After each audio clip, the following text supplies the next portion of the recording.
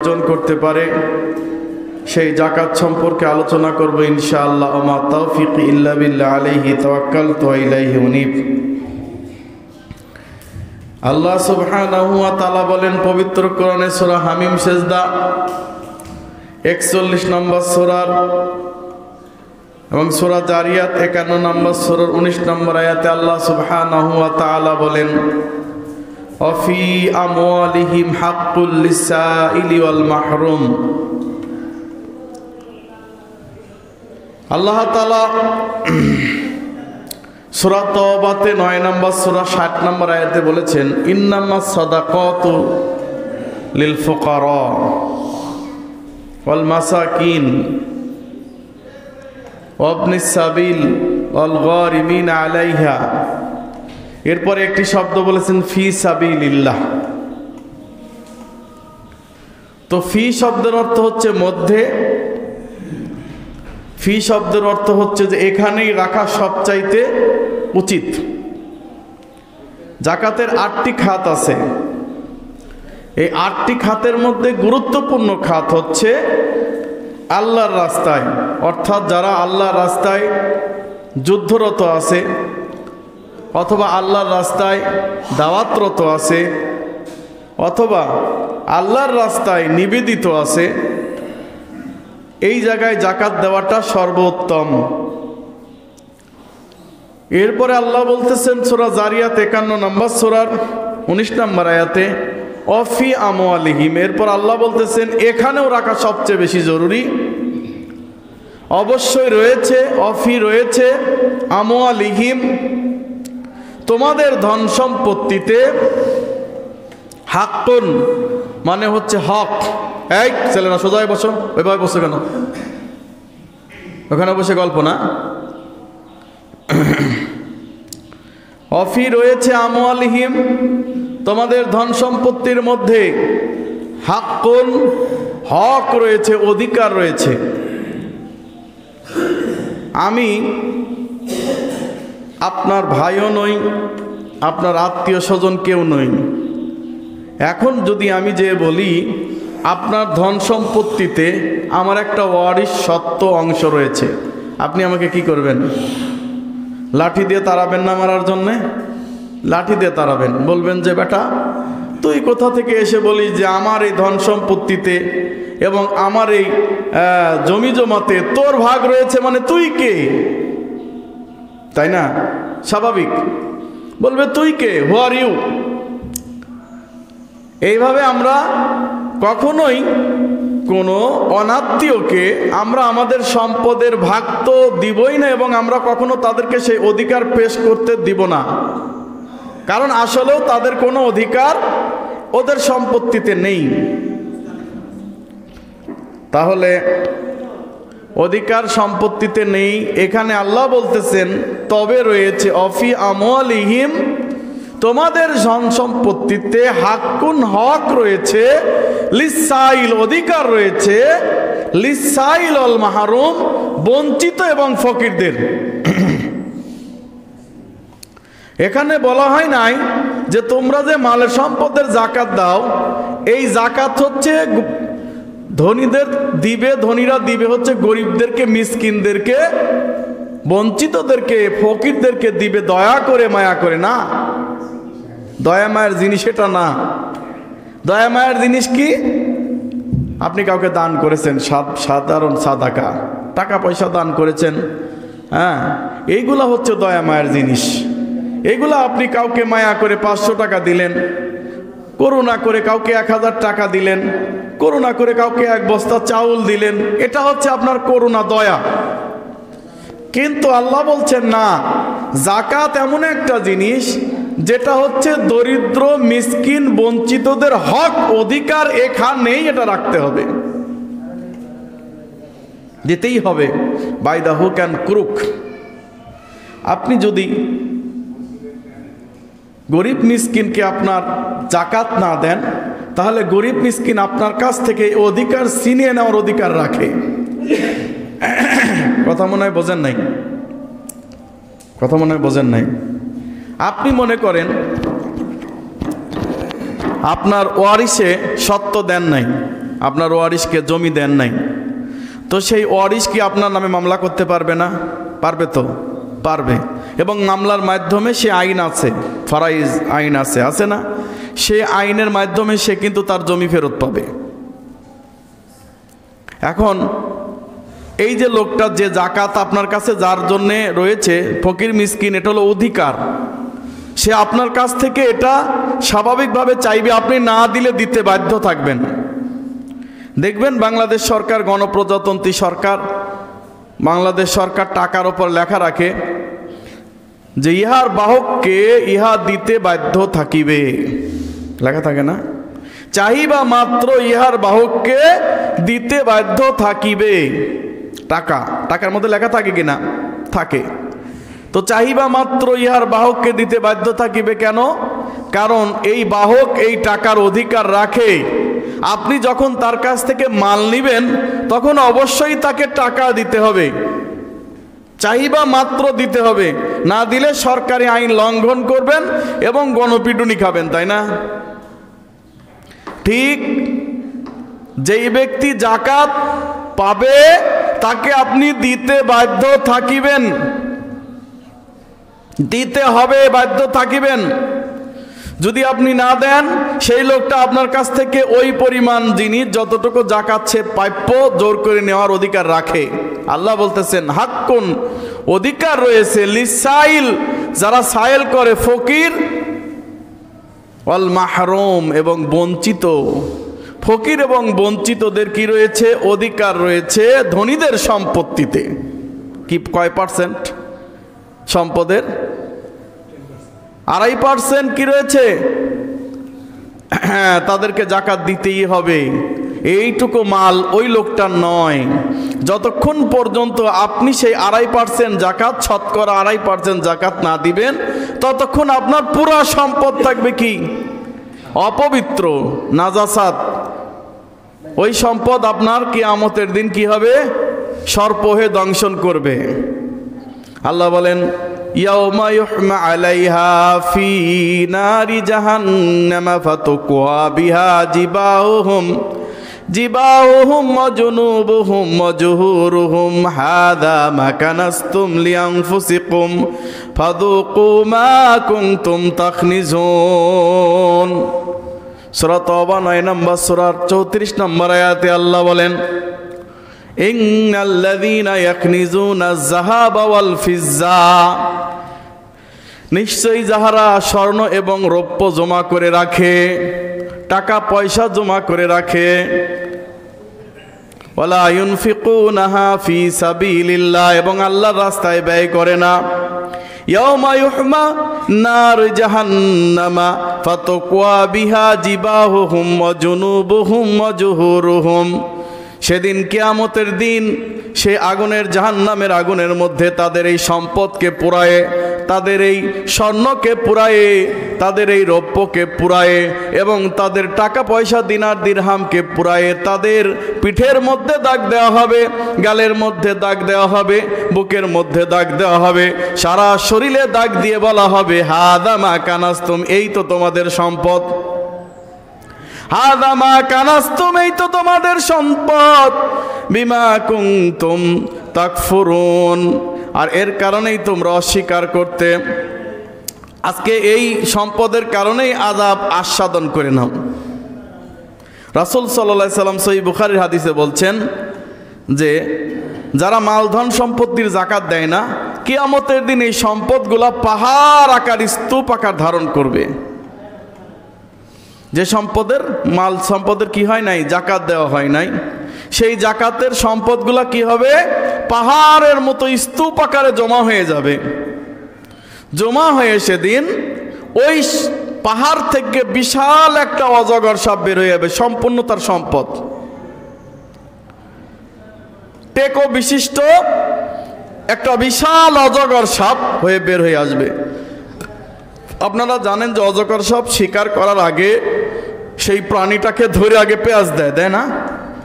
পেঁয়াজ দেয়, দেওয়ার পরে আস্তে আস্তে অজগরের মুখটা এইটুক, অথচ বিরাট একটা বকরি, বিরাট একটা ছাগল, ভেড়া, দুম্বা সে অনায়াসে তার পেটের মধ্যে ঢুকায় ফেলতে পারে। ডাবল 2 জন মানুষকে সে তার পেটের মধ্যে ঢুকায় ফেলতে পারে। সুবহানাল্লাহ। আপনারা দেখেন নাই জিওগ্রাফিক চ্যানেলে মানুষকে ঢুকায়, একজন মানুষ বৈজ্ঞানিক শেখ বলল যে আমি অজগরের পেটের মধ্যে গিয়ে দেখব কি অবস্থা হয়। সে পূর্ব প্রস্তুতি নিয়ে সে অজগরের পেটের ভিতরে গেছে এবং বেরো হয়েছে। এর অনেক দিন আগেই এক্সপেরিমেন্টটা করা হয়েছিল। তো এই অজগরের পেটের মধ্যে যাওয়ার সাথে সাথে কি অবস্থা হয়, তার ভিতরে যে আপনার হজম শক্তি আছে আস্তে আস্তে সেটা হজম হয়ে যায় না, হয়ে যায়। তো যাই হোক, কিয়ামতের দিন আল্লাহ সুবহানাহু ওয়া তাআলা এই সাপটাকে প্রেরণ করবে, তার যে সম্পদে যাকাত দেওয়া হয় নাই সেই যাকাতের সম্পদগুলা একত্রিত হয়ে বিশাল একটা অজগর সাপ হয়ে তাকে পেঁচিয়ে ধরবে।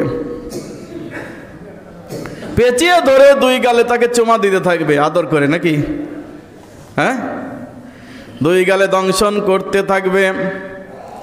2 গালে দংশন করতে করতে বলবে আনা কাংজুক আনা মালুক, আনা কাংজুক আনা মালুক, আমি তোমার সেই ধন সম্পত্তি, আমি তোমার সেই মাল। হ্যাঁ, আনা কাংজুক আনা মালুক, আমি তোমাদের সেই ধন সম্পত্তি, আমি তোমাদের সেই মাল। কেমন হবে পরিস্থিতি? আখিরাতে কেউ যদি বিশ্বাসী হয় তাহলে নিঃসন্দেহে সে যাকাত ছাড়া থাকতে পারে না।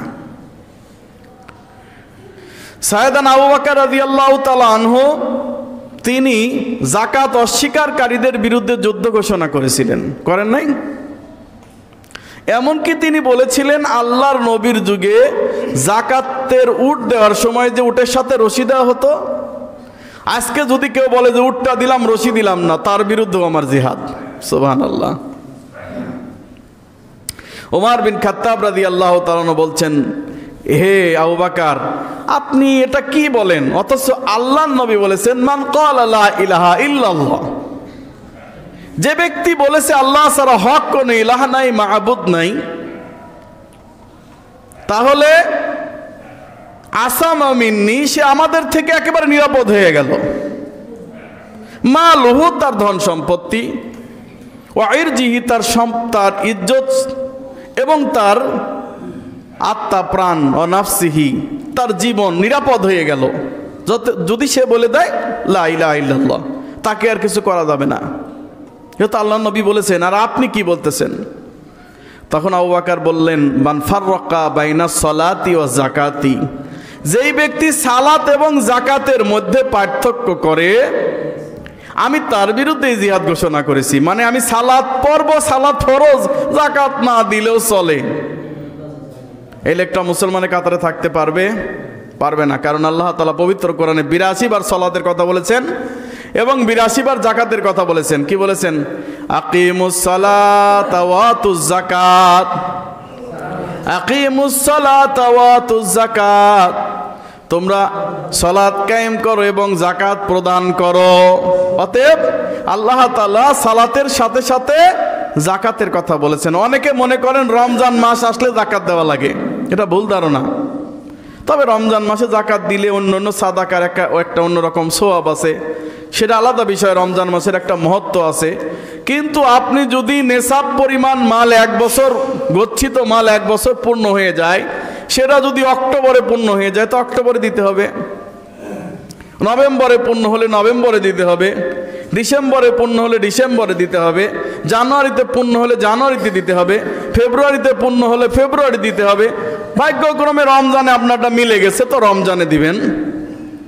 কিন্তু অনেকে আছে যে না, আমি রমজানে আসলে তারপরে আমি যাকাত, মালের যাকাত দিব। আপনার ইচ্ছা মতো না, যাকাত আপনার ইচ্ছা মতো। রমজান আসলে আপনি যত খুশি আল্লাহর রাস্তায় দান করেন, বেশি বেশি দান করতে বলেছেন। তো আপনার ইচ্ছা মতো আপনি যে কোনো টাইমে আপনি রমজান আসলে যাকাত দিবেন, আপনার যাকাতের টাইমটা পার হয়ে যাচ্ছে। আপনার যদি মৃত্যু হয়ে যায় তাহলে কিয়ামতের দিন আল্লাহ জিজ্ঞেস করবেন না যে তুমি তোমার মাল সম্পত্তি যাকাত দাও নাই কেন? কারণ আপনি কি শিওর যে আপনার যে পরবর্তী জন্মধর আসবে সেই জন্মধরগুলা, সেই গুণধর সন্তানগুলা আপনার মালে যাকাত দিয়ে দিবে? বলবে বাপে দেয় নাই, আমি তো দেখি না, আর দেব কোত্থেকে, তাই না? একটা লোকের প্রায় 100 কোটি টাকার সম্পদ আছে, বিশ্বাস করবেন না, মণিপুরে তার বাড়ি, 100 কোটি টাকার সম্পদ আছে। যে জমি জমা আছে না, 100 কোটি টাকা হবে। সব জমি জমা যদি একটু হিসাব করা যায়, 100 কোটি টাকা সে সম্পদ আছে। সেই লোকটাকে তার কোনো এক সন্তান বলতেছে 3 না 4 লক্ষ টাকা তিনি ঋণ আছেন। তো তার সন্তান বলতেছে যে আমার বাবা যদি আজকে মারা যায়, বা আমার বাবা যদি আজকে মারা যায়, তাহলে তো এই লাশ তো দাফন করা যাবে না, কারণ দিনাদাররা এসে দাঁড়ায় থাকবে। দিনাদাররা তো লাশটা দাফন করতে দেবে না। লোকটা কথাটা শোনার পরে লোকটার কলিজা একবারে মনে করেন যে পছন্দ হয়েছে। হাই হাই, কয় কি, আমার 100 কোটি টাকার মালধন সম্পত্তি আছে, অথচ আমার পাপকরা এসে আমার লাশের সামনে দাঁড়ায় থাকবে, লাশ আমার গোরস্থানে নিতে দিবে না, কাফন দাফন করতে দিবে না। এটা বলে কি? আমি জীবদ্দশায় কথাটা শুনে খুব লাভ হয়ে গেল আমার। যেই সন্তানের জন্য, যাদের জন্য আমি এত কিছু করলাম, যাদের জন্য 100 কোটি টাকার সম্পদ জমায়ে গেলাম, তারা নাকি 3 লক্ষ টাকার কারণে আমার জানাজা আটকায় দেবে, আমার লাশ দাফন আটকিয়ে দেবে, আমার কবর দাফন দেওয়া বাদ দিয়ে দিবে। কারণ এরা তো বাপ ঋণ করছে, আমি দেবো কেন? বড় সন্তানকে অর্ডার করলো, যা সম্পদ আছে সব বিক্রি কর, যতদিনে আছে সব দিয়ে দে। আল্লাহ আমার চোখ খুলাই দিয়েছে, মরি নাই, মরার আগেই আমি নিউজটা, এই মেসেজটা পেয়ে গেলাম যে আমার আওলাদ আমার সাথে এই আচরণ করবে। বলেন, আপনি মৃত্যুর পরে স্বাভাবিকভাবে যে আপনি ঋণ করেছেন সেটাই তো দেবে না। মরার পরে যতক্ষণ আপনার এই সম্পদ বন্টন না হবে, সম্পদের সুরাহা না হবে, ততক্ষণ আপনাকে মাটি দেবে না ওরা। মনে রাখিয়েন, আপনি মরার সাথে সাথে আপনি আর আপনার স্ত্রী পরিজনের কাছে আপনজন থাকবেন না। আপনি তখন অন্য গ্রহের মানুষ হয়ে যাবেন। আপনাকে তখন তারা চিনবে না, তারা তখন সন্তান, তারা তখন আপনার সম্পদকে চিনবে। হ্যাঁ, এদের কবি বলে নাই, আমি তো মরেই যাব, চলেই যাব, রেখেই যাব সবই। ধন সম্পত্তি যা কিছু আছে সব কিছু স্বজনেরাই হিসাব করবে। ব্যাংকে কার কত টাকা আছে, হ্যাঁ, কত টাকা কোন ব্যাংকে কত টাকা আমার জমা আছে, সেই সমস্ত হিসাব নিয়ে ব্যস্ত হয়ে যাবে। আমি একজন মানুষ মরে পড়ে আছি, সেই কথা তারা চিন্তা করবে না। এরপরে যখন এই ধন সম্পত্তি বন্টন হয়ে যাবে, তখন কোনো এক সন্তান চিন্তা করবে যে বাপের তো অনেক কিছুই খাইছি, এইবার লোকজন দাওয়াত দিয়ে এটা না করলে কেমন হয়, 2-4 লাখ টাকা খরচ করে গরু মুরগি মাইরা এবার মানুষদেরকে খাওয়াইয়ে দাও। এই এতটুকুই আপনার জন্য করবে। যা আপনার কবরে যাবে তো যাবেই না, যে লোকগুলা খাবে সে লোকগুলা বদনাম করবে, আর যে লোকগুলা খাবে একটু পর গিয়ে টয়লেট করে যে সারা জন্মের জন্য বলে যাবে যে ওই লোকটার খাবার খাইছিলাম। কথা বোঝেন নাই? অতএব মুতু কবলাল মাউতু, মরার আগে একবার মরে দেখেন। মুতু কবলাল মাউতু, মরার আগে একবার মরে দেখেন। আপনার পরিজন, আপনার সন্তানরা আপনার সাথে কেমন আচরণ করে। মুতু কবলাল মাউতু, মৃত্যু আসার পূর্বে নিজেকে মৃত্যুর মতো মনে করেন, নিজেকে একবার মৃত্যু ভেবে দেখেন চোখটা বন্ধ করে যখন শুয়ে যাবেন এশার নামাজের পরে, যখন আপনি সালাতে আদায় করে ঘুমিয়ে যাবেন, ঘুমিয়ে যাওয়ার আগে একটু চিন্তা করে দেখেন, আপন বলতে পৃথিবীতে আপনার কেউ নেই।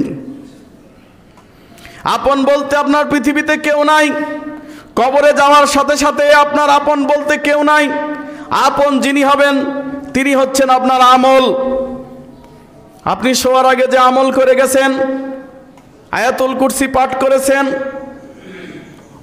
করেছেন সূরা বাকারার শেষ 2 আয়াত, পাঠ করেছেন সূরা মুলক, কোরআন তেলাওয়াত করেছেন শোয়ার আগে, এই আমলগুলা কবরে আপনাকে প্রোটেকশন দিবে। দুনিয়াতে বেঁচে থাকতে যাকাত সুষ্ঠুভাবে দিয়েছেন, দুনিয়াতে বেঁচে থাকতে দান সাদাকা করেছেন, নফল দান সাদাকা, এই সমস্ত দান সাদাকা সেদিন আপনার কবরের সঙ্গী হবে। নইলে আপনার কোনো সন্তান আপনার কবরের সঙ্গী হবে না, আপনার কোনো পরিজন আপনার কবরের সঙ্গী হবে না, পৃথিবীর কোনো মানুষ আপনার কবরের সঙ্গী হবে না। কবরের সঙ্গী হবে আপনার আমল। যে আমল আপনি করতেছেন সেই আমলটাই আপনার কবরের সঙ্গী হবে। আপনার পাগল ওই যে বাহালুল পাগলা আর হচ্ছে হারুনুর রশিদের গল্প শুনছেন না? খলিফা হারুনুর রশিদ আর বাহালুল পাগলা। বাহালুল পাগলা কবরের আশপাশ দিয়েই থাকে, আর বাচ্চা তো থাকে হচ্ছে সেই অট্টালিকাতে। বাচ্চা যাচ্ছে কবরের পাশ দিয়ে, বাহালুল পাগলা তাকে ঠেকিয়ে দিয়ে বলতেছে, আরে বাচ্চা, দুনিয়ার বাচ্চা, দাঁড়ান দাঁড়ান দাঁড়ান, আপনার সাথে আমার কিছু কথা আছে। তখন বাচ্চা হারুনুর রশিদ বলছে, তুই তো একটা পাগল, তোর সাথে আর আমার কি কথা আছে? বলতেছে যে পাগল তো আমি না, পাগল আপনি।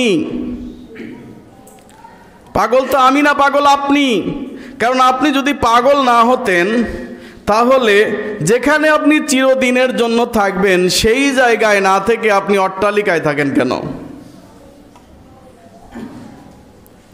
আমি আপনার চাইতে ভালো লোক, আমি পাগল নই, আমার মস্তিষ্ক ঠিক আছে। কারণ আমি যেখানে যাব সেইখানে যাওয়ার জন্য আগে থেকে প্রস্তুতি গ্রহণ করছি। আপনি কি করছেন? বাচ্চা থমকে গেলেন আর বললেন, পাগলা তুই ঠিকই বলেছিস, আসলে দুনিয়ার ব্যস্ততায় আখিরাতের কথা ভুলে গেছি, কবরের কথা ভুলে গেছি। কবরে যে যেতে হবে সেই চিন্তা আমার নাই। তো ঠিক আছে, এই উপদেশ দেওয়ার কারণে আমি খুব খুশি হলাম। তো তুমি যদি আমার কাছে কিছু চাও তাহলে আমি তোমাকে দিব।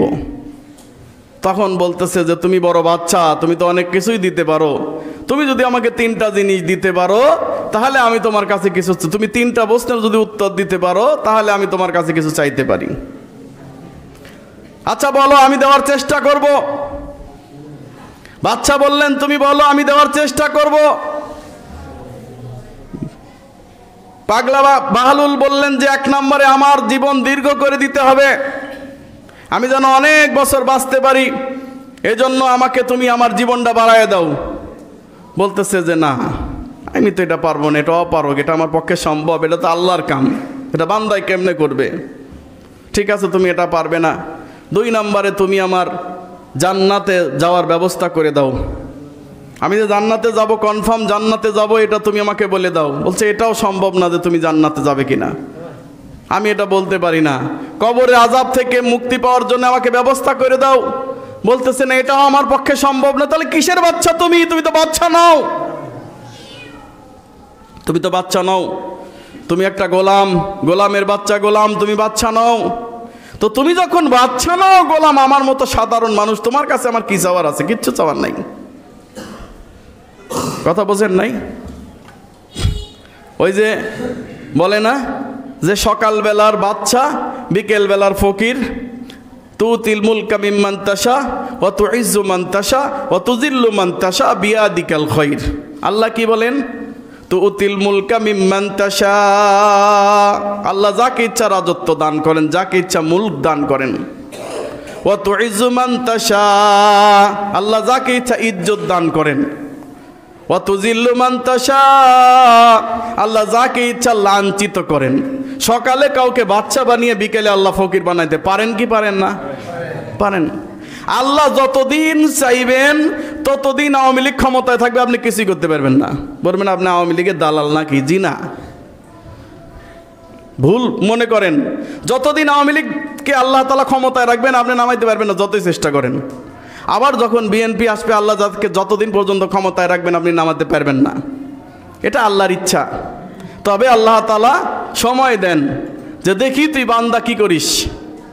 তারপর যখন জুলুমের পাল্লা অনেক বেশি ভারী হয়ে যায় তখন তার অবস্থা খুব খারাপ হয়ে যাবে। জুলুম বড় অন্ধকার, জুলুম বড় খারাপ জিনিস। সাহাবী বলতেছেন, ইয়া রাসূলুল্লাহ সাল্লাল্লাহু আলাইহি সাল্লাম, কেউ যদি বাবলা গাছের একটা এই দাঁতন অর্থাৎ মেসাকো যদি কেউ জোর করে জুলুম করে কারো গাছ থেকে কেটে নিয়ে যায় তাহলে এর জন্য কি আছে? বলছে এর জন্য জাহান্নাম। যদি বাবলা গাছের একটা ছোট্ট দাঁতনও হয়। কথা বোঝেন নাই? বাবলা গাছ বোঝেন? আমরা ধরি মিসাক গাছ, আপনার বাড়ির পাশে গাছটা আছে, আপনি আমার অনুমতি না নিয়ে আপনি জোর করে আপনার ক্ষমতা আছে নিয়ে গেলেন, বলেন এইটা কিয়ামতের দিন সবচাইতে অন্ধকারে পরিণত হবে। এই জুলুমের কারণে আপনাকে জাহান্নামে যেতে হবে। যেই ব্যক্তি আপনার কাছে টাকা পায় সেই ব্যক্তির হয়তো টাকা বেশি আছে, কিন্তু আপনার টাকা থাকা সত্ত্বেও আপনি কি করতেছেন না?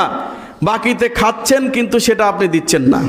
টাকা আছে আপনার, আপনি ইচ্ছা করলে ঋণ পরিশোধ করতে পারেন, কিন্তু টালবাহানা করতেছেন। এই যে ঋণ পরিশোধের টালবাহানা করা জুলুম, এই জুলুমের কারণে আপনাকে জাহান্নামে যেতে হবে। বহু ব্যবসায়ী তারা সৎভাবে ব্যবসা করার চিন্তা ভাবনা করেও ব্যবসা করতে পারে না, শুধুমাত্র এই সমস্ত লোকদের কারণে যারা দোকানে বাকিতে মাল খেয়ে আর টাকা দেয় না, অথবা এ দেশ থেকে পালায়ে যায়, কারণ তার তেমন কোনো ক্ষমতা নাই। বাকি খাইছে 10-12 হাজার টাকা, এখান থেকে হঠাৎ করে দেখা গেল চম্পট, ঘরে অল্প কিছু জিনিসপত্র রাখে, এরপরে দেখা যায় একদিন তালা মেরে ঘরে চলে গেছে। ওই যেই লোকটার বাসায় ছিল সেও 3 মাসের ভাড়া পায়, সেই লোকটা তালা মেরে দিছে, যা আছে ওটা নিয়ে আমাকে উসুল করতে হবে, তাছাড়া তো উপায় নাই। ও চলে গেছে, কিন্তু ও জানে না যে যেই লোকটার ক্ষতিটা সে করলো তার বরং উপকার করে গেছে। কেন? কিয়ামতের দিন তাকে এটা দিতেই হবে, দিতে হবে না? কারণ এটা হাক্কুল আব্দ, বান্দার হক, এটা আল্লাহ ক্ষমা করবেন না। আপনি যদি এবার বিরাট হাজি গাদি মুন্সি আর পরহেজগার লোক হয়ে যায় আল্লাহর দরবারে, যে মানে আল্লাহর কাবা ঘরে যে কাবার গিলাফ ধরে বলেন যে আল্লাহ তুমি আমার সব পাপ ক্ষমা করে দাও, হবে না যতক্ষণ পর্যন্ত বান্দার হক আপনি ফেরত না দেবেন।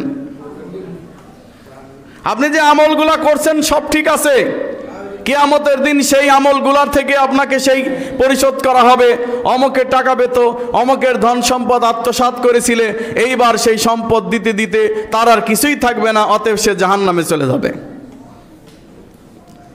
আবার এলাকার অনেক লোক আছে দা হ্যাডাম বেশি, বাকি খাইলে টাকা দিতেছে না। আরে আমি কি বাড়িঘর বেঁচে চলে গেছি, আমরা কি দূরের থেকে আসছি নাকি?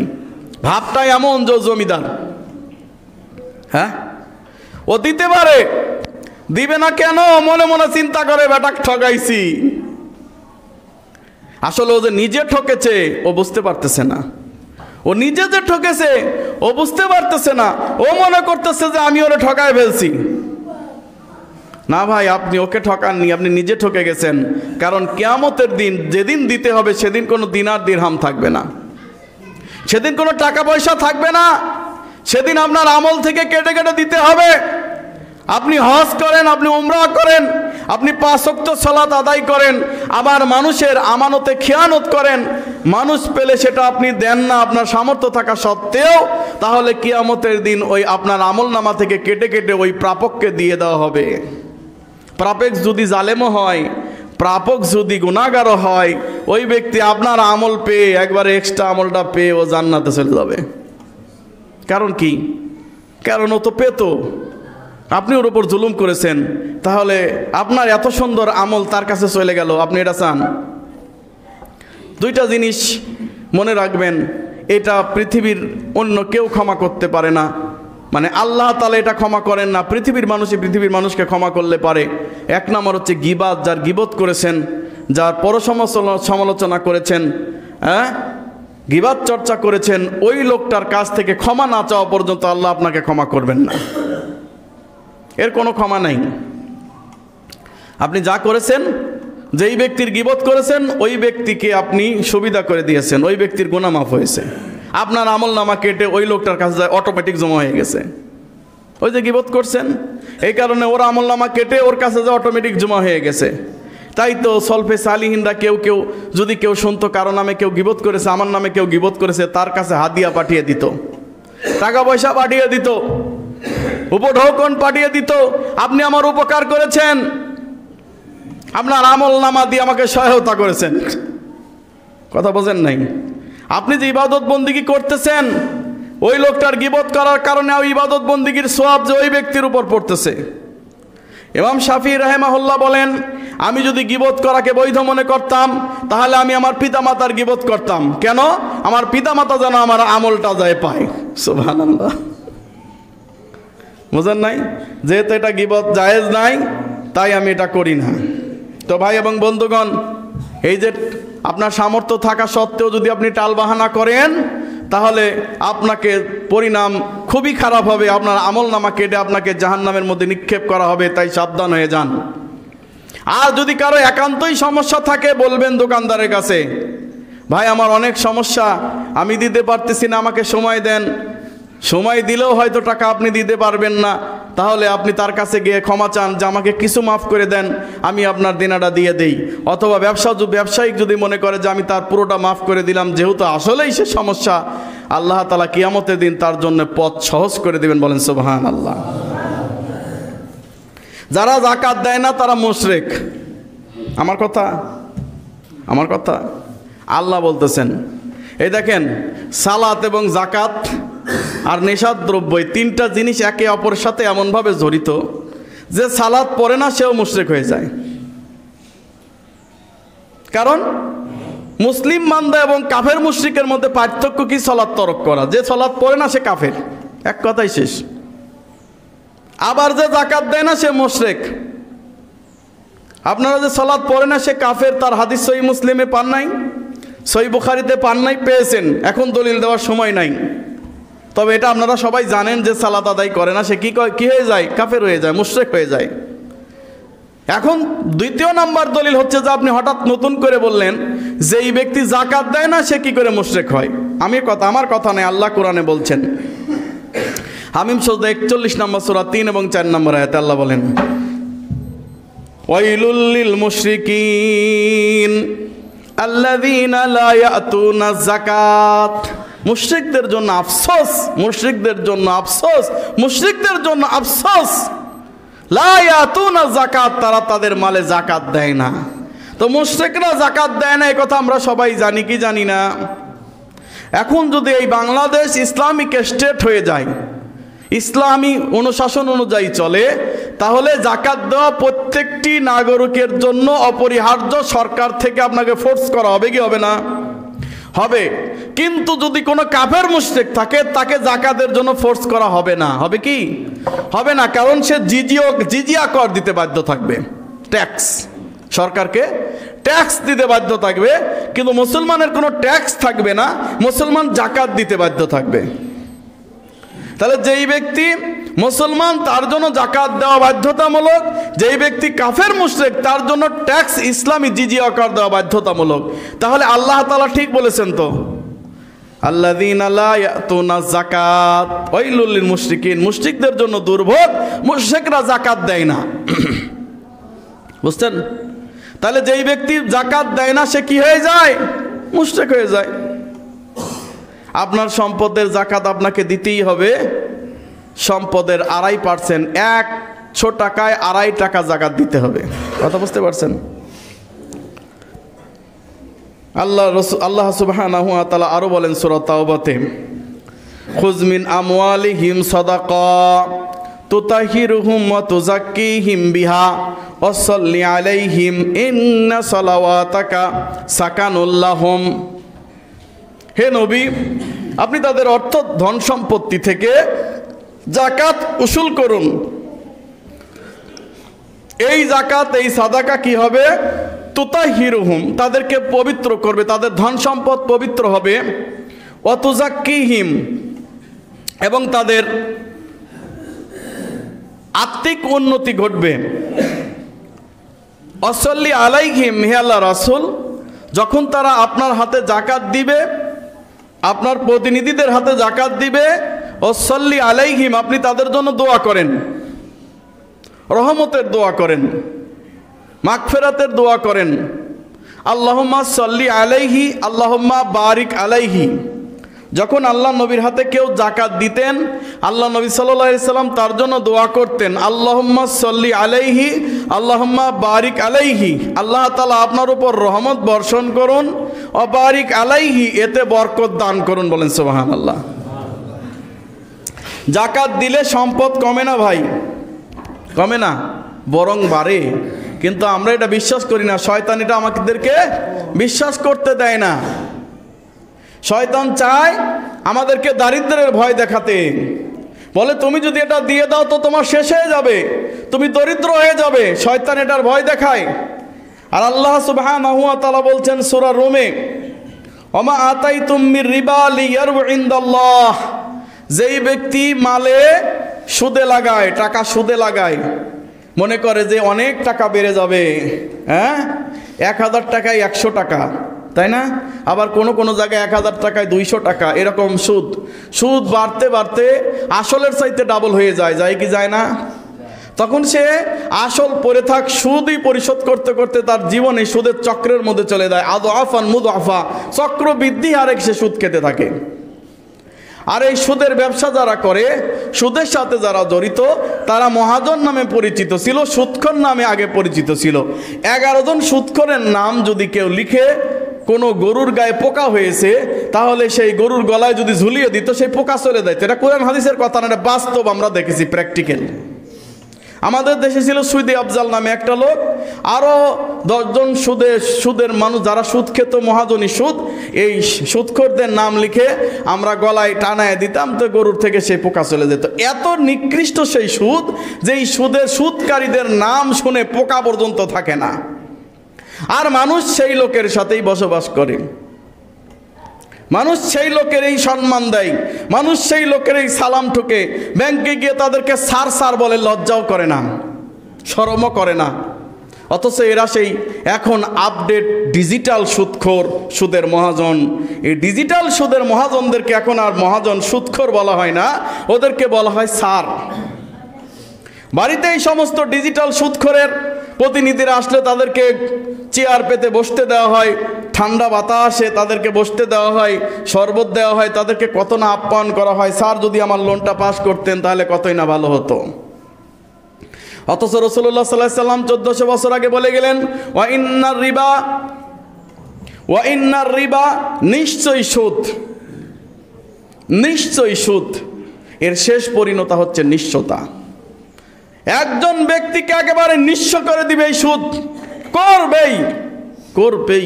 তার জীবদ্দশা সে দেখে যেতে পারবে। সে সুদের সাথে জড়িত থাকার কারণে, সুদের উপর লোন নেওয়ার কারণে তার সব সম্পদ ধ্বংস হয়ে গেছে। সে মৃত্যুর আগেই দেখে যেতে পারবে ইনশাআল্লাহ তাআলা। অতএব এই সুদের সাথে জড়িত থেকে কোনো লাভ নাই। সুদের সম্পদ বাড়ে না কমে, দুনিয়াতেই কমে যাবে। তবে আল্লাহ তাআলা বলতেছেন, ফালা ইয়ারবু ইনদাল্লাহ, যারা সুদের উপর সম্পত্তি দেয় তারা মনে করে যে বাড়ে, আল্লাহর নিকট বাড়ে না। ওমা আতাইতুম মিন যাকাতিন তুরিদুনা ওয়াজহাল্লাহ, কিন্তু যারা আল্লাহর সন্তুষ্টির জন্য যাকাত দেয়, এইটা আল্লাহর দৃষ্টিতে 7 থেকে 700 গুণ পর্যন্ত বৃদ্ধি। আল্লাহ বলতেছেন, আল্লাহ যত ইচ্ছা বৃদ্ধি করে দেন। বলেন সুবহানাল্লাহ। পৃথিবীতে এমন কোন রেকর্ড শুনেছেন যে তার মালের সম্পদের যাকাত দেওয়ার পর ফকির হয়ে গেছে? কথা কয় না। তার মানে আমরাও যাকাত দেব না। আপনি যতই চিল্লান, লাভ কি? 1 ঘন্টা আলোচনা করে চলে যাবেন, মাস শেষে আপনি যাহা দিয়া তা তো পাইবেন। আপনার সাথে আমাদের এত কি বলতেছেন? বলা লাগে, কোরআন হাদিসে আছে, বলবেন, সমস্যা কি? আপনারা তো শুনতেই হবে। তা কি? মসজিদে আসছি, কান খাড়া করে রাখছি, মসজিদ থেকে বের হয়ে যাবো, সব ভুলে যাবো, শেষ। এই যদি হয় অবস্থা, তাহলে আপনার জাহান্নাম কেউ ঠেকাইতে পারবে না, অসম্ভব। শুনছেন পৃথিবীতে কেউ যাকাত দিয়ে ফকির হয়ে গেছে? হয় নাই। কিন্তু সুদের অর্থনীতির সাথে ব্যবস্থায় জড়িত থেকে ফকির হয়ে গেছে, এরকম কথা শুনছেন কি শোনেন নাই? শুনছেন কি শোনেন নাই? এক সময় বিশাল গার্মেন্টসের মালিক, তার কাছে যখন যাকাতের কথা বলা হয়েছে, তখন বলতেছে যে এই মোল্লাদেরকে এখানে ঢোকার পারমিশন কে দেয়? বের করো এদেরকে। দুর্ব্যবহার করে বের করে দিয়েছে। তাকেই খুঁজে পাওয়া গেছে মিরপুর 2 নম্বর কলোনিতে বসে বসে মুখের মধ্যে রুমাল চেপে সুন্দর করে নিজের মুখটাকে আড়াল করে নিয়ে মানুষের কাছে ভিক্ষা করতেছে। সেই লোকটাকে পাওয়া গেছে, সবশেষ সম্পত্তি। তাকে যখন জিজ্ঞেস করা হলো এই পরিণতি কারণ কি, বলতেছে যে এটাই আমার তাকদিরে ছিল, আমি বিশ্বাস করি নাই, আমার সব সম্পত্তি শেষ হয়ে গেছে, আগুনে পুড়ে আমার গার্মেন্টস শেষ হয়ে গেছে, আমার সব কিছু শেষ হয়ে গেছে, কিচ্ছু নাই। আল্লাহ পারেন কি পারেন না? আল্লাহ কিন্তু কোরআনে বহু জায়গায় বলতেছেন। বাহ, একজন কৃষক দেখতেছে যে তার 20 বিঘা সম্পত্তিতে ধান হয়েছে, এই ধানগুলা দেখে সে কি আনন্দ, আহা 2 দিন পরে ধান কাটবে। এর মধ্যে যদি আল্লাহ একটা বালা মুসিবত দিয়ে দেয়, সব পুরে সারখার হয়ে যাবে, সব মাটির সাথে মিশে যাবে, কিচ্ছুই পাবে না, তাই না? অতএব অহংকারকে করার কিচ্ছু নাই। একদিন এই সম্পদ আপনার এখন আছে, অটোমেটিকলি একদিন এই সম্পদ শেষ হয়ে যাবে। রাসূলুল্লাহ সাল্লাল্লাহু আলাইহি সাল্লাম বলেন, ইন্নাল্লাহা ক্বাদ ফারাদা আলাইহিম সাদাকা, তোমাদের উপর এই সাদাকা এই যাকাত ফরজ করা হয়েছে। তুখাযু মিন আগনিয়াইহিম, তোমরা এটা নিবে ধনীদের কাছ থেকে, ফাতুরাদ্দা আলা ফুকারাইহিম, এবং ফকির মিসকিনদের মধ্যে তা বন্টন করে দিবে। এখন আসেন, আমরা শুধু টাকার যাকাত কথা শুনছি, কিন্তু অনেক ক্ষেত্রে যে যাকাত যে আসলে মোট হলো 4 প্রকার, সে যাকাত সম্পর্কে আমাদের অনেকের জানা নাই। একটু মনোযোগ লাগান, এই কথাগুলো একটু শুনবেন। 1 নাম্বার হচ্ছে স্বর্ণ রৌপ্য বা সঞ্চিত টাকা পয়সা। কারো যদি 7.5 ভরি স্বর্ণ থাকে বা এর উপরে থাকে, 7.5 ভরি কম থাকলে দেওয়া লাগবে না, বুঝতে পারছেন? যদি 7.5 ভরির বেশি থাকে তাহলে তাকে সেখান থেকে সেই মূল্য অনুযায়ী, এখনকার বাজার মূল্য অনুযায়ী যেই টাকা আসবে সেই টাকা অনুসারে 100-তে 2.5 টাকা অর্থাৎ 2.5% যাকাত দিতে হবে। কথা বুঝছেন? আর সঞ্চিত টাকা বলতে যেই টাকাটা আপনি 1 বছর জমা করেছেন, 1 বছর অতিক্রান্ত হয়ে গেছে টাকার উপর, সেই টাকা যদি নেশাব পরিমাণ হয়, অর্থাৎ 7.5 ভরি স্বর্ণের টাকার পরিমাণ হয়, অর্থাৎ এখন ধরতে গেলে 4 লাখ 5 লাখ টাকা, তাই না? যদি তাই হয়, এই পরিমাণ হয়, তাহলে ওই থেকে আপনাকে যাকাত দিতে হবে। কোনো মনীষী বলেছেন যে শুধু স্বর্ণের যাকাত নয়, রৌপ্যর উপর নির্ভর করেও যাকাত হয়। কারো যদি 52.5 তোলা রৌপ্যের পরিমাণ টাকা থাকে, যা একেবারেই অল্প, 60-70 হাজার টাকা, তাকেও সেখান থেকে যাকাত দিতে হবে। তবে স্বর্ণের নেশাবটাই হচ্ছে সঠিক নেশাব, এখান থেকেই যাকাত দিতে হবে, এটা দিতেই হবে ফরজ। আর রৌপ্যের নেশাবের ব্যাপারে যেহেতু মতানৈক্য আছে, কেউ না দিলে এটা পাপই হবে না, তবে দিলে সর্বোত্তম হবে। ঝামেলাটা মিটাই দিলাম, কথা বুঝতে পারছেন? আবার অনেকের আপনার এই দোকানে মাল আছে না, এই মাল 1 বছর অতিক্রান্ত হয়ে গেছে, সেই মালের উপর কিন্তু যাকাত আছে। কথা বোঝেন নাই মনে হয়? 1 বছর এই মালের অতিক্রান্ত হয়ে গেছে, তাহলে সেই মালের উপর যাকাত আছে। এখন বলবেন যে ভাই ওটা পরে আসলেও চলে, তারপরও বলে রাখি যে অনেকের বাড়িঘর করছেন, হ্যাঁ, এই ফ্ল্যাট করছেন, বিভিন্ন বাড়িঘর করছেন, এই সমস্ত জিনিসে যাকাত দেওয়া লাগবে কিনা? না, ওগুলার কোনো যাকাত নাই। তবে ওইখান থেকে যে টাকাটা আসবে, সেই টাকাটা যদি গচ্ছিত থাকে 1 বছর, তাহলে সেখান থেকে 2.5% যাকাত দেওয়া লাগবে, বুঝতে পারছেন?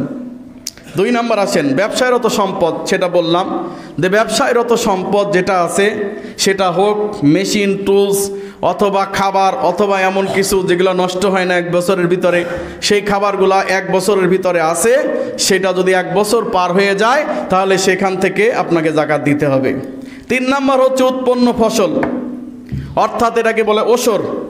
উৎপন্ন ফসল থেকে যাকাত দিতে হবে।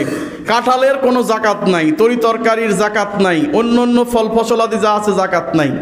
তবে ধানের যাকাত আছে, পাটের যাকাত আছে, তারপরে এই যেগুলা জমিতে হয়ে থাকে উৎপন্ন ফসল, এগুলার যাকাত আছে, এটাকে বলে ওসর। যদি আল্লাহর পানি দ্বারা যদি সেটা সিক্ত হয়ে থাকে, আপনার অন্য কোনো পাম্প সেচের প্রয়োজন হয় নাই, তাহলে সেখানে দিতে হবে 1/10, অর্থাৎ ওসর, অর্থাৎ আপনার কি বলে 10 মণে 1 মণ, 10 মণে 1 মণ। আর যদি নিজে সেচ করে দেন, বিভিন্ন টাকা পয়সা খরচ হয়েছে, তাহলে আপনাকে দিতে হবে 20 মণে 1 মণ। কথা বুঝতে পারছেন? 20 মণে 1 মণ। আমাদেরকে এখন 20 মণে 1 মণে দিতে হয়, কারণ আমাদের এখন সেচ করা লাগে, তাছাড়া আগের মতো সিস্টেম নাই। তাহলে আমরা কথা আগাইতে পারি যে 20 মণে 1 মণ ধান দিতে হবে।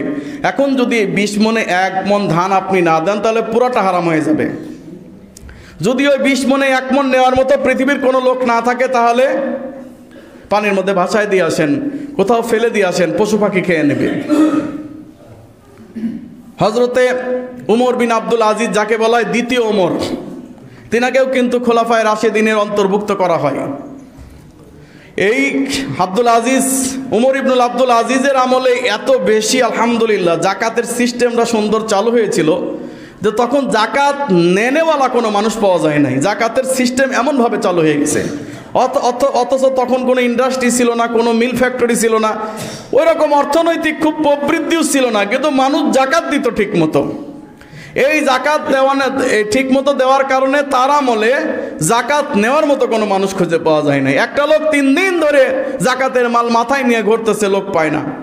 আর একটা লোক দেখে যে সে খালি গায়ে, সেও আপনার এই জাকাতের মাল নিয়ে ঘুরতেছে, পায় না। এক লোক আর এক লোকরে বলে, ভাই আলহামদুলিল্লাহ 3 দিন পর তোমাকে খুঁজে পেয়েছি, আমার এই জাকাতের মাল নিয়ে আমাকে ধন্য করে। আরে বেটা, আমি 7 দিন ধরে ঘুরতেছি, জাকাতের মাল কাউরে দিতে পারি না, তুমি আমার জাকাতের মাল নেব। বোঝেন নাই? লোক পাওয়া যায় নাই। তখন খলিফা এলান করে দিলেন, যেহেতু জাকাত নেওয়ার মতো কোনো লোক পাওয়া যাচ্ছে না, তোমরা একটা কাজ করো, যারা বিবাহ করতে পারে নাই, যুবক মহারণার কারণে বিবাহ করতে পারতেছে না, এদেরকে জাকাতের মালটা দিয়ে দাও, তারা বিবাহ করুক। সুবহানাল্লাহ, খলিফার ফরমান।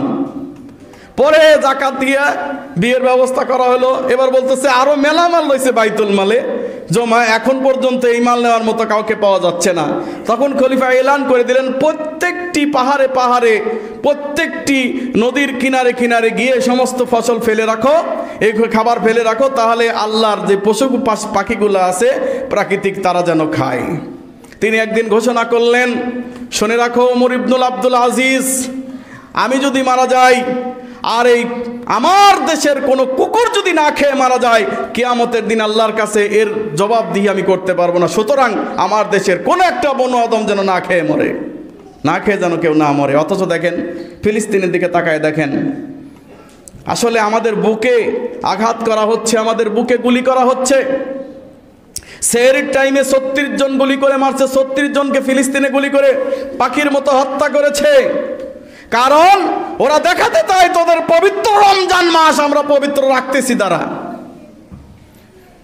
পৃথিবীর 150 কোটি মুসলমান, 150 কোটি মুসলমান যদি ইসরায়েলের দিকে তাকিয়ে, ইসরায়েলের দিকে মুখ করে যদি একটু পেশাব করে দিত, ইসরায়েল এই পেশাবে ভেসে চলে যেত। কথা বলেন ঠিক কিনা? কিন্তু বিশ্ব মুসলিম এক হতে পারছে না, বিশ্ব মুসলিম এক হতে পারছে না। বিশ্ব মোড়লেরা তাকিয়ে তাকিয়ে শুধু এগুলা দেখছে আর বিভিন্ন ত্রাণ পাঠাচ্ছে, কিন্তু তাদের কাছে ত্রাণ ঠিক মতো পৌঁছাচ্ছে না। আজকে যদি আমরা একত্রিত হতে পারতাম, মুসলিম উম্মার সেই গৌরব যদি ফিরাই আনতে পারতাম, তাহলে আজকে তারা এইভাবে নির্যাতিত হতো না, বরং মুসলমানের তোপের কাছে তারা টিকতে পারতো না। আজকে আমরা এমন মুসলমান রয়েছি, এই মুসলমানদেরকে আজকে লজ্জা দেওয়ার জন্যে তারা মাঝে মাঝে তাদেরকে আক্রমণ করে, বিভিন্ন সময়ে, রমজানের সময়, আবার দেখবেন ঈদের সময় মারবে, কিছুদিন বিরত যাবে, তারপর দেখবেন আমার ঈদের সময় ঈদের দিন মারতেছে। এগুলা তারা হোলি উৎসব মনে করে এই ধরনের কাজ করে থাকে। আল্লাহ এদেরকে পথ বের করে দিন, আল্লাহ এদেরকে মুক্তি দান করুন, আল্লাহুম্মা আমিন। বলবেন আমরা কি করব হুজুর, বাংলাদেশে থেকে আমরা কি করব? চলেন আপনার নেতৃত্বে জিহাদে যাই, সরকার তো অনুমতি দিবে না, আমরা কি করব বলেন? আমরা তো কিছু একটা করতে চাই। জি, আপনারা করতে পারেন, তাদের সহযোগিতা করেন। 3 বেলার জায়গায় 1 বেলা খাবার তাদেরকে দেন, 1 বেলা না খেয়ে থাকেন। অথচ আমরা রমজানে খাওয়ার প্রতিযোগিতা শুরু করছি। যাই হোক, আর একটা কি করতে পারেন, ইসরায়েলি যত পণ্য আছে সব পণ্যগুলোকে চেনার নিজ দায়িত্বে চিনে নেন, এই পণ্যগুলোকে বর্জন করেন। আলহামদুলিল্লাহ ইদানিং এটার ভালো একটা প্রভাব পড়েছে, যে এই কোকের দাম ছিল 120 টাকা, তা এখন কমতে কমতে 60 টাকা এসেছে, তাও মানুষ খায় না। সুতরাং মানুষ কিছুটা সচেতন হয়েছে। আপনারা বেশি বেশি করে ইসরায়েলি পণ্যগুলো যখন আপনি কি করবেন, বর্জন করবেন, তখন দেখবেন যে তারা আস্তে আস্তে গুটিয়ে যাচ্ছে। যদিও তাদেরকে এত গুটিয়ে যাওয়া তো সহজ না, কারণ তারা অর্থনৈতিক পিরামিড পৃথিবীর মধ্যে সবচাইতে বেশি মজবুত করে রেখেছে। পৃথিবীর মধ্যে রাজনৈতিক সহ, মিডিয়া সহ সব কিছু, অস্ত্র সহ, ভান্ডার সহ সব কিছু তাদের কাছে মজুত রয়েছে। তারা সুপার পাওয়ার হিসাবে শুধু নিজেদেরকে ঘোষণা দিতে পারে না, নইলে ঘোষণা দিয়ে দিত। তা আমরা আমাদের তরফ থেকে যতটুকু পারি তাদেরকে চেষ্টা করব, তাদেরকে সহযোগিতা করার জন্যে। আমাদের দেশেই একটা কথা প্রচলিত আছে, রমজানে যা খাওয়া হয় তার নাকি হিসাব নেওয়া হয় না, তাই রমজানে আমরা যত খুশি তত খাওয়ার প্রতিযোগিতা করি। আউযুবিল্লাহি মিনাশ শাইতানির রাজিম। অথচ আল্লাহ বলতেছেন, লা তুসালুন্না ইয়াওমা ইযিন আনিন নাঈম, এই নিয়ামত সম্পর্কে তোমাদেরকে কিয়ামতের দিন জিজ্ঞাসিত করা হবে। এই কি নিয়ামত তুমি খেয়েছিলে জিজ্ঞাসা করবেন না আল্লাহ? রোজার জন্য মাফ করে দেবে, এত সহজ? তোমার বাড়ির পাশে সে পানি খেয়ে সেহারি করে, বাড়ির পাশে সে ইফতার করতে পারে না, বাড়ির পাশে সে ভালোভাবে কিছু খেয়ে সাহারি করতে পারে না, তুমি গরুর গোশত ছাড়া তোমার সাহারি হয় না, হ্যাঁ, তোমার ইলিশ মাছ ছাড়া সাহারি হয় না, তুমি তোমার গরিবের দিকে কখনো লক্ষ্য করে তাকিয়ে দেখো না। মনে মনে বলবেন, হুজুর আপনি আমাদেরকে হাসালেন, এরকম মানুষ আমাদের দেশে আছে নাকি? এখন তো সব বড়লোক হয়ে গেছে। গত কয়েকদিন আগে নিউজ শুনলাম, তার পরিবারের ছোট্ট মেয়েও রোজা রেখেছে, মাটাও রোজা রেখেছে, তার দাদিটাও রোজা রেখেছে। সাংবাদিক গিয়েছে, বলতেছে যে আমাদের এই পানি ছাড়া আর খাবার মতো কিছু নাই ইফতারির জন্য। চিন্তা করছেন? আর আমরা আমাদের মতো ইচ্ছা মতো খাচ্ছি, কারো খবর নিচ্ছি না। আমরা যখন অনেক কিছু খেয়ে নিজেকে পরিপুষ্ট করছি, ঠিক এই সময় ফিলিস্তিন থেকে ফোন আসছে, শায়েখ যদি ইসরায়েলের ছোড়া বোমার আঘাত, ইসরায়েলের ছোড়া এই বিস্ফোরণের কিছু যদি আমার মুখে চলে যায়, আমার কি রোজা ভেঙে যাবে? আমার সিয়াম ভেঙে যাবে? সুবহানাল্লাহ। না খেয়ে রোজা রেখেছে, খাওয়ার কিচ্ছু নাই। প্রশ্ন করতেছে আরব শায়েকের কাছে, শায়েক আচ্ছা এরকম যদি হয়, বিস্ফোরণের কিছু যদি আমার মুখে চলে যায়, আমার রোজা ভেঙে যাবে? আফ্রিকা থেকে প্রশ্ন করছে, শায়েখ আমি যদি সাহারির সময় কিছুই খেতে না পারি, তাহলে কি আমার সিয়াম হবে? আমি যদি ইফতারিতেও কিছু খেতে না পারি, তাহলে কি আমার সিয়াম হবে? সুবহানাল্লাহ। আর আমরা গোগ্রাসে সব কিছু খাচ্ছি। খাবারের অভাবে 2000 চিকিৎসা কর্মী গাজাতে ইফতারি করতে পারে নাই। আর আমরা আমাদের মতো খুব খেলতামাশায় রত রয়েছি। বন্ধুগণ, গাজীপুরে একটা ঘটনা, নতুন একটা আহলে হাদিস মসজিদে সময় মতো আজান দেওয়ার কারণে, কারণ রাসূল সাল্লাল্লাহু আলাইহি সাল্লাম বলতেছেন, সে জাতি ততদিন পর্যন্ত কল্যাণের মধ্যে থাকবে যতদিন তারা সঠিক টাইম ইফতার করবে। এই ইফতার করার কারণে হুমকি দেওয়া হয়েছে, মসজিদ বন্ধ করে দেওয়া হবে, এই মসজিদ ভেঙে ফেলানো হবে। আউযু বিল্লাহি মিনাশ শাইতানির রাজিম। এই জন্য রাসূল সাল্লাল্লাহু আলাইহি সাল্লাম 1400 বছর আগে বলে গিয়েছেন যে শুনে রাখো, তোমরা ইফতারি দ্রুত করবে, সময়ের সাথে সাথে ইফতারি করবে। ফা ইন্নাল ইয়াহুদা ওয়ান নাসারা, কারণ ইহুদি এবং নাসারা ইউখিরুন, তারা দেরিতে ইফতার করে। এখন ইহুদি নাসারা যদি দেখতে চান, তাহলে এই মাযহাবী ভাইদেরকে দেখতে পারেন, যাদের আমিন শুনলে গায়ে চুলকানি ওঠে, আমিন শুনলে গায়ে জ্বালা ধরে। আল্লাহ নবী 1400 বছর আগে বলে গিয়েছেন যে ইহুদি নাসারাদের গায়ে আমিন শুনলে গায়ে জ্বালা ধরে। কোনো মুসলমানের বাচ্চার গায়ে জোরে আমিন শুনলে গায়ে জ্বালা ধরতে পারে না। সঠিক টাইম ইফতার করলে কোনো মুসলমানের গায়ে জ্বালা ধরতে পারে না, ইহুদি খ্রিস্টানের গায়ে জ্বালা ধরতে পারে। এই জন্য সঠিক টাইমে আজান দেওয়ার কারণে মসজিদ ভেঙে দেওয়ার হুমকি দেওয়া হয়, মসজিদ বন্ধ করে দেওয়ার হুমকি দেওয়া হয়। আমরা মুসলমান হাজুন নাআলা বিন নাআল, আল্লাহ নবী বলে গিয়েছেন, তোমরা ইহুদি খ্রিস্টানদের সাথে জুতা যেমন এক পায়ের জুতা আর এক পায়ের জুতা ঠিক সামনে হয়, এরকম তোমরা তাদের সাথে মিলে যাবে। গুইসাপ যেমন গর্তের মধ্যে পেঁচিয়ে পেঁচিয়ে ঢুকে যায়, ওরা যত দূর পর্যন্ত ঢুকবে, তোমরা তাদের সাথে এইভাবে ঢুকে যাবে। শুধু তাই না, মারাত্মক কথা বলতেছেন, ইহুদি খ্রিস্টানরা যদি জেনা করে, তাদের মধ্যে মায়ের সঙ্গে জেনা করার ট্রেডিশন থাকে। আমার উম্মত, হে মুসলমান, তোমাদের মধ্যেও কিছু লোক পাওয়া যাবে, তাদের মধ্যে এই ট্রেডিশন চালু হয়ে যাবে। নাউযুবিল্লাহি মিন যালিক। অতএব সাবধান। 4 নম্বর হলো গবাদি পশু। আমাদের অনেকের গবাদি পশু আছে, ফার্ম আছে। আগে এরকম ছিল না, এখন আছে। আগে 2-4-5টা গরু পালা হতো, এতে কোনো জাকাত ছিল না, কিন্তু বর্তমান অনেকের ফার্ম আছে, অতএব এই জাকাতটা দিতে হবে। কারো যদি 5টা উট থাকে, একটা ছাগল দিতে হবে। কয়টা উট? 5টা উটে একটা ছাগল। তারপরে কারো যদি গরু মহিষ 30টা থাকে, কয়টা? 30টা থাকে, তাহলে একটা দ্বিতীয় বছরে পদার্পণকারী বাছুর দিতে হবে। 2 বছর পূর্ণকারী বাছুর জাকাত হিসাবে দিতে হবে। 3 নম্বর, ছাগল, ভেড়া, দুম্বা। কারো যদি ছাগল থাকে 40টা, দুম্বা থাকে 40টা, তাহলে একটাতে একটা ছাগল দিতে হবে। খুব কঠিন নাকি? হ্যাঁ, খুব সহজ, কিন্তু তারপরেও আমরা দিব না যে এইটা দিয়ে দিব, এই 40টায় দিয়ে দেবো। যদি আমার 80টা হয় তাহলে 2টা, আরও যদি হয় 100, 1000 হয়, তাহলে দেওয়া লাগবে 5-7টা। কি হিসাব? সুতরাং ভাই এবং বন্ধুগণ, আমরা আমাদের সম্পদকে পবিত্র করতে চাইলে আমরা আমাদের নাজাতের ব্যবস্থা করতে চাইলে অবশ্যই যার যার পক্ষে জাকাত দেওয়া সম্ভব, জাকাতের মালে নেশাব হয়ে গিয়েছে, তারা যেন আমরা এই মাহে রমজান মাসে